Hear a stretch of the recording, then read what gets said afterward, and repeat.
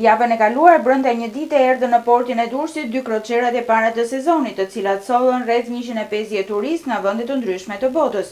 Ankorimi i 2 vizitorëve besnike të portit më të madh në vend pritet të jetë një augur i mirë për mbarvajtjen e sezonit të kroçerave në VMC. Pavarësisht konfliktit në linjën e mesme, numri i kroçerave që pritet të akostohen në kalatat numër 4 dhe numër 5 të portit të Durrësit parashikohet të jetë më i lartë se ai i vitit 2025. Për këtë vit premisat janë të mira, fillimi i mbar për gjysma punës. Mendojmë që të jetë një numër pak më i lartë se sa viti i kaluar, pra rreth 24 kroçera. Mendojmë sipas situatës që ka qenë para se të fillonte konflikti në linjën e mesme, nuk kemi në një anullim për moment.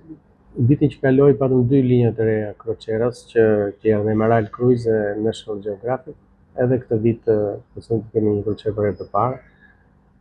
Mendojmë që do të vazhdojë kjo shtimi i interesit për Durrësin në përgjithësi, por edhe për Vlorën dhe Sarandën. Një vit më parë portin e Durrësit e prekën 24 kroçera, ndërsa 2 vite më parë numri i tyre ishte plot 22.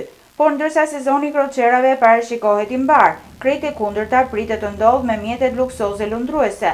Jatet dhe superjatet e pasanikëve botror e përfshin vitet e fundit portin e Durrësit në itineraret e tyre për të kryer furnizimin me karburant, duke përfituar nga lehtësitë që autoritetet shqiptare rezervonin për këto mjete. Por pas heqjes së klauzolës nga vendi fshin Malizi për shëndrimin 3 ditor të mjeteve në port që duan të furnizohen me karburant, porti i Durrësit duket se ka humbur konkurrueshmërinë me portet malazeze. Sot në Malizi furnizohen me 1 euro, kurse në Durrës dhe jap si shembull është me 1.4. Malizi e hoqi dhe atë deturimin që duhet të rrinë 72 orë nëse do vini të merrni në Malizi, pra kushdo mund të shkojë dhe furnizohet atje. Distanca është shumë e shkurtër, 60 milë deri në Tiranë, kështu. Besoj se do ta përdorin, duke parë dëshmimin e lartë të naftës.